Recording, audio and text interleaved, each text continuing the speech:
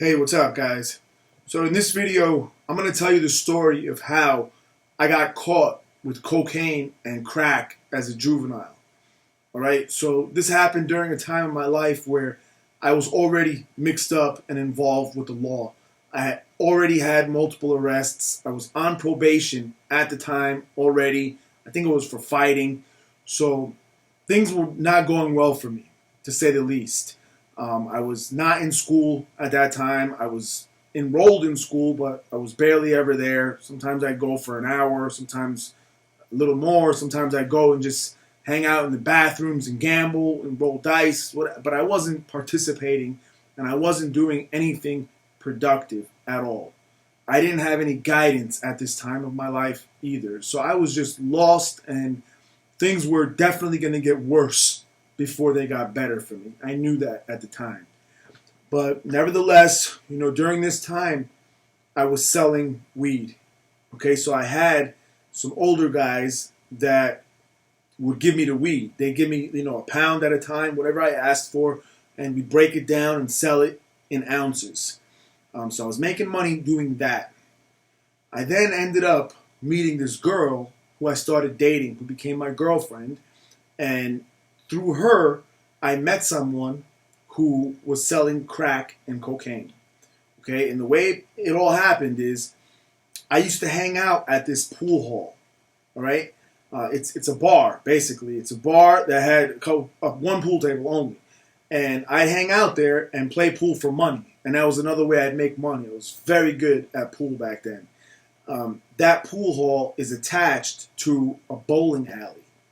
This guy that she knew, that she introduced me to, managed the bowling alley. He was in charge of it, basically. He was much older. He was in his early 40s probably, and I was at the time 14, maybe 15 years old. So when she introduced me to him, he and I started talking, and eventually it came up that he does this. He makes a lot of money selling coke and crack. He then convinced me that I should get involved with him and double up. In addition to what I'm doing with the weed, do this for him and for myself. So it was very fucked up of him to do, looking back. I can't imagine an adult, if I came across that now, any adult trying to convince a young kid like that to get involved with drugs, I would fucking smash that person. So it's definitely wrong what he did, looking back. But he convinced me, and we set up this whole scheme where he was going to give me the cocaine and the crack, and I was going to sell it on my own. And in addition, we had a way to communicate. This is before there were cell phones, so I just had a pager and we had landlines. But we would use the bowling alley landline to communicate with each other and speak to each other in code. So anytime we were referencing the drugs, the coke, the crack, and the quantity, we would speak of lanes and availability in bowling. So we use bowling lingo to communicate about the drugs, and that's how we understood each other. I remember the first time the guy took me into New York to buy the stuff. I remember exactly. He showed me crack. That was the first time I'd ever seen crack. He showed me how to package it, how to sell it, and we began. That was it. It was a very, very short-lived thing, guys. This thing lasted for maybe a couple weeks, if that. And the reason is because one day, probably like 2 in the morning, someone shows up at my house, knocking on my window, right? Trying to get my attention. So it's these guys out there that I knew, maybe 2 of them. And one of them was on probation with me, all right? And they wanted me to give them some coke and crack, whatever. They didn't have money. I told them to come back. They brought something of value. We did a trade. I gave it to them.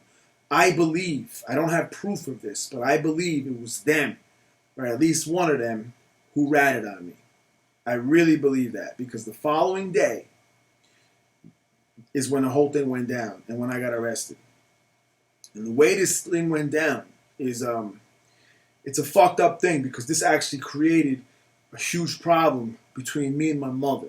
This is what started the whole thing of me even hating my mother at that time, especially, was because I explained to her that I'm on probation. She knew that.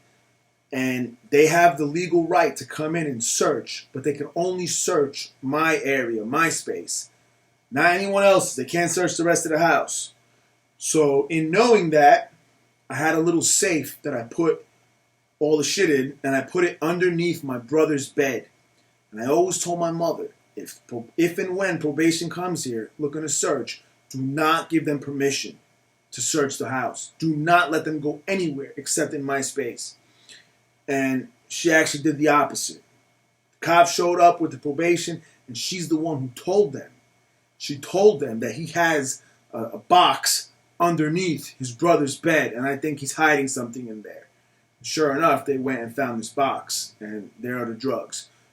It was an ounce combined of crack and cocaine. There was money, and there was some bullshit weapons, whatever. The way the actual arrest went down was, I was not there. I was not present when they arrived. I came back to the house, and there were no cop cars in front. I would not have gone in if I saw that. So they parked somewhere else, and they walked up. As soon as I opened the front door, I saw the whole room full of cops.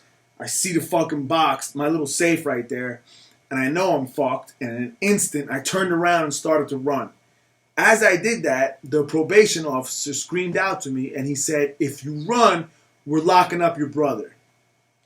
And I knew, because it was found in his area, in his space, that this was true, and they were going to do that. I was never going to allow that to happen. So I, walked back in, and they arrested me. This whole thing ended up costing me almost a year of my life. More important than the time, this thing fucked me up. That juvenile detention time really messed me up and came with a lot worse consequences than losing that time. I lost my girlfriend. I lost my innocence. I lost my hope. I lost my happiness. I lost everything. I came out fucked up from that juvenile detention. And, when I got arrested, they took me to the police station and started interrogating me. And they told me basically, look, just tell us where you got this from. And we're not going to press charges on you. We're not going to put you in jail. And I remember exactly, there was no way I was going to fucking rat. Even though this adult fucked me over. He should never have done that. And I know he was worried about that. I never said a word. I made up some bullshit. Gave him a bullshit made up name of some Puerto Rican guy. Made up a car. Made up a description. And said, here, this is the guy. Knowing nothing's going to come of it. So, of course, I go to jail for it. That guy who gave me the crack and the cocaine never did anything for me. Okay? I didn't hear no fucking word from him. Only once I heard through my girlfriend, oh man, he's so thankful that you didn't rat on him.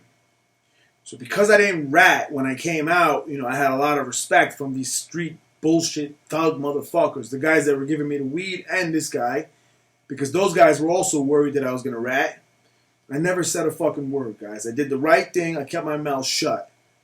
Even though that guy was a piece of shit and he probably deserved to get ratted on. I couldn't do it. It's not for me. I'm not built like that, even from that young age. The reason why I'm sharing this story with you guys, all right, is because first, I want you to know who I actually am and where I gained my experience and knowledge from. The things that I had to suffer through in order to be able to sit here and give you guys advice. So I'm open in that sense. I have no secrets. I'm not hiding anything from you. This is what it is. I'm not proud of any of these things at all. The opposite is true. I'm ashamed of this shit. And the second reason, and the most important reason, is I wanted to tell you guys to please stay away from drugs. Please, guys. In whatever aspect, whether you're using it, you're selling it, you're possessing it, you're holding it for a friend, you're manufacturing it, whatever the case may be, please do not get involved. Nothing good will come of this. Trust me. I've been involved in every aspect, unfortunately, even though I've never considered myself a drug dealer. That short time in my life as a young kid was the only time I ever sold any kind of drugs. It's just a fucking nightmare, guys. It's not going to end well for you. Using it is the same. Keep your fucking innocence. Keep your happiness. Keep your health. Keep your clarity of mind. Drugs just destroys all of that shit. And once you get involved with it, you also end up involved with piece of shit people in life. The worst characters you can think of are the ones that you'll end up having to be around and involved with if you involve yourself in drugs, whether it be use or selling. Please, guys, don't look ever to me and think that any of this shit is cool. It's not. The only reason I share this with you is because I do not want any of you to fuck up like I did and have to suffer like I did. Please, take it from me. I've been there. I know about these things. I would not be here sitting here telling you these things unless I knew how serious it was and I care enough to try to help any of you, even not even knowing you. I don't want you guys to fuck up. Please. Please take my advice on this. All right? I hope you guys enjoyed this, and I'll talk to you next time. Thanks.